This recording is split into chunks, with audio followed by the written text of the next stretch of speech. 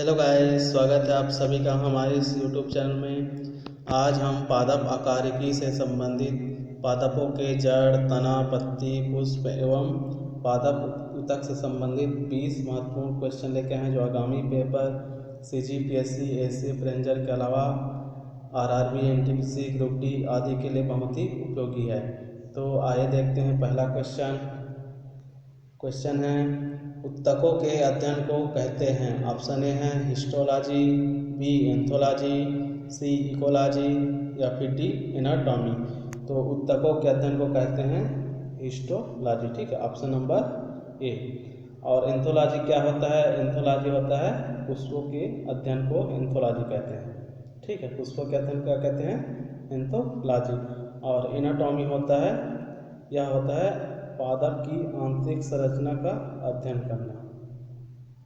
पादप की आंतरिक संरचना का अध्ययन करना क्या कहलाता है? एनाटॉमी।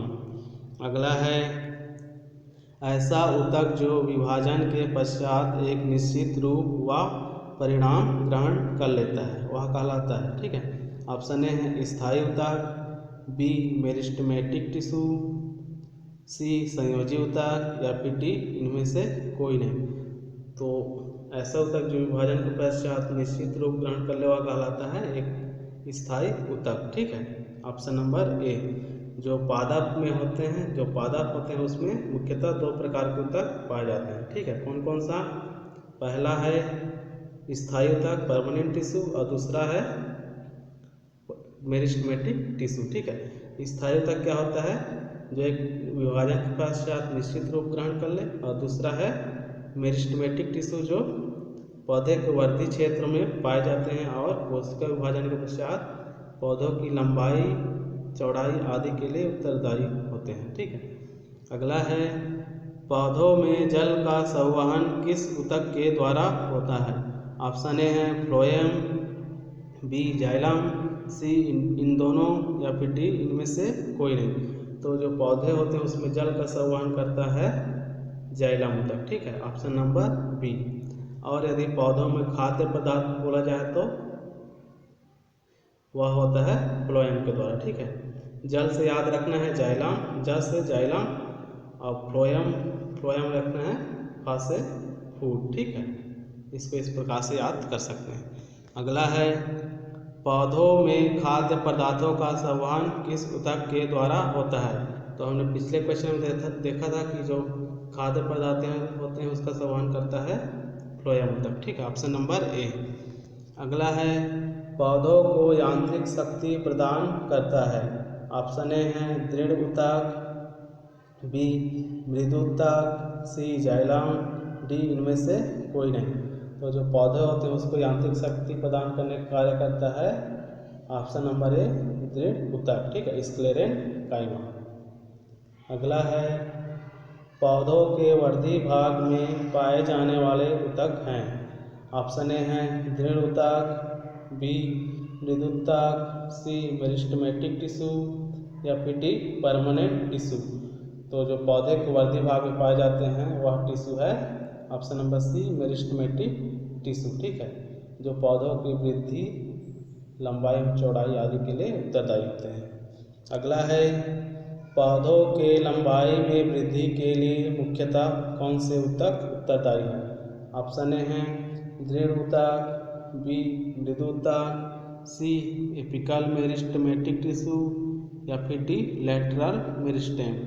तो जो एपिकल मेरिस्टेमेटिक टिश्यू होते हैं ऑप्शन नंबर सी, वह पौधों की वृद्धि के लिए उत्तरदायी होते हैं, ठीक है।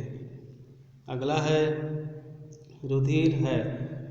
ऑप्शन ए एक यांत्रिक ऊतक, बी तरल ऊतक, सी उपकला ऊतक या फिर डी पेशीय ऊतक। तो रुधिर होता है एक प्रकार का तरल संयोजी ऊतक, option number B.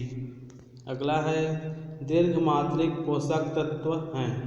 Option A carbon, B iron, C nickel, D boron. तो जो कार्बन होते हैं ऑप्शन नंबर ए, वह एक दीर्घ मात्रिक पोषक तत्व हैं।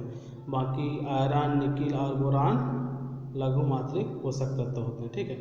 दीर्घ मात्रिक पोषक तत्व क्या होते हैं? जो पौधे एवं जंतु के लिए अधिक मात्रा में उपयोगी हैं, ठीक है। अगला है क्रांतिक तत्व निम्न में से कौन है? ऑप्शन ए है कार्बन, बी आयरन, सी बोरान या फिर डी नाइट्रोजन, फास्फोरस और पोटेशियम। तो जो क्रांतिक तत्व होते हैं वह है option number D nitrogen, phosphorus और पोटेशियम। ठीक है, क्रांतिक तत्व क्या होते हैं? ऐसा तत्व जो मिट्टी की उपजाऊ क्षमता को बढ़ा दे। ठीक है, मिट्टी की उपजाऊ क्षमता को बढ़ा दो, वह कहलाता है क्रांतिक तत्व। तो नाइट्रोजन, फास्फोरस और पोटेशियम क्या है? एक प्रकार के क्रांतिक तत्व हैं। अगला है प्रकाश संश्लेषण को प्रभावित करने वाले कारक हैं। ऑप्शन ए प्रकाश, बी जल, सी ताप, डी कार्बन डाइऑक्साइड और ई उपयुक्त सभी। तो ये चारों क्या होते हैं? प्रकाश संश्लेषण को प्रभावित करते हैं। ठीक है, प्रकाश किस प्रकार से प्रभावित करता है? तो जो लाल प्रकाश होते हैं और पीला प्रकाश होते हैं। ठीक है, लाल एवं पीले प्रकाश, उसमें प्रकाश संश्लेषण अधिक होता है, जबकि हरा प्रकाश और पराबैंगनी प्रकाशों में यह कम होता है। ठीक है, सॉरी पीला नहीं, नीला। जो लाल प्रकाश और नीले प्रकाश, ठीक है, इन दोनों में प्रकाश संश्लेषण अधिक होते हैं, जबकि हरा प्रकाश, पराबैंगनी प्रकाश, इनमें प्रकाश संश्लेषण नहीं होते हैं। और ताप किस प्रकार से प्रभावित करता है? तो ताप प्रभावित करता है जब ताप को 0 डिग्री सेंटीग्रेड से 37 डिग्री सेंटीग्रेड तक बढ़ाएं तो प्रकाश संश्लेषण अधिक होता है, और यदि 37 डिग्री सेंटीग्रेड से और अधिक बढ़ाएं ताप को, ठीक है, तो उस समय प्रकाश संश्लेषण कम हो जाता है। तो इस प्रकार से ये प्रभावित करते हैं। अगला है अवायवीय श्वसन की पूरी प्रक्रिया होती है। ऑप्शन ए माइटोकॉन्ड्रिया में, बी कोशिका द्रव्य में, सी केंद्रक में या फिर डी उपयुक्त सभी। तो जो अवायवीय श्वसन होता है वह होता है कोशिका द्रव्य में। ठीक है, अवायवीय श्वसन क्या होता है? जो ऑक्सीजन की अनुपस्थिति में हो। ठीक है, उसको कहते हैं अवायवीय श्वसन। अगला है गाजर में पाए जाने वाले जड़ किस प्रकार की जड़ें होती हैं?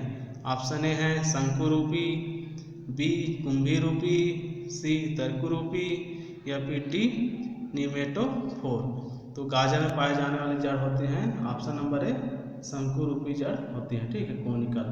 और कुंभीरूप जड़ का उदाहरण है सलजम। ठीक है, और तर्करूपी जड़ का उदाहरण है मूली। और जो निमेटोफोर जड़ें होते हैं वह पाया जाता है राइजोफोरा में। ठीक है, अगला है शकरकंद में पाए जाने वाले जड़ किस प्रकार की जड़ें होती है? तो शकरकंद में पाए जाने वाली जड़ होती है कंदील जड़ होते हैं। ठीक है, ट्यूबर्स रूट होते हैं। अगला है पुष्पों का अध्ययन क्या कहलाता है? तो हमने पहले क्वेश्चन में देखा था कि जो पुष्प होते हैं उसका अध्ययन कहलाता है एंथोलॉजी। एंथोलॉजी क्या होता है? पुष्पों का अध्ययन।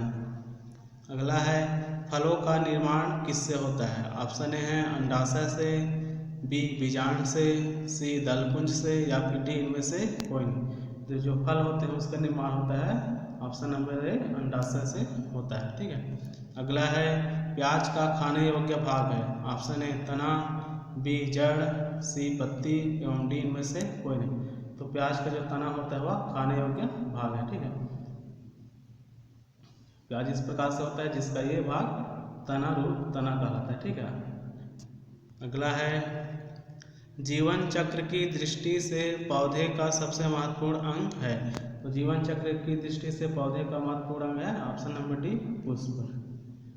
अगला है निम्न में से कौन सा पादप हार्मोन नहीं है? Option A ethylene, B gibberellin, C calcium, D इनमें से कोई नहीं। तो जो कैल्शियम होता है वह पादप हार्मोन नहीं है, बाकी एथिलीन और जिब्रेलिन दोनों पादप हार्मोन है। अगला है बौने पौधों को किसकी अनुप्रयोग से लंबा किया जा सकता है? ऑप्शन ए है एथिलीन से, बी जिब्रेलिन से, सी ऑक्सिन से या फिर डी साइटोकाइनिन से। तो साइटोकाइनिन हार्मोन से छोटे पौधे को बड़ा किया जा सकता है। ठीक है, अगला है क्वेश्चन नंबर 20 और आज का लास्ट क्वेश्चन, निम्न में से कौन सा प्राकृतिक फल पकाने वाला हार्मोन है? ऑप्शन ए है इथिलीन, बी जिब्रेलिन, सी ऑक्सिन या फिर डी साइटोकाइनिन। तो जो इथिलीन हार्मोन होता है ऑप्शन नंबर ए, वह फल पकाने वाला हार्मोन होता है। ठीक है, तो आज के लिए इतना ही। यदि आपको यह क्वेश्चन सेशन अच्छा लगा हो तो वीडियो को शेयर जरूर करें और चैनल को सब्सक्राइब जरूर करें। धन्यवाद।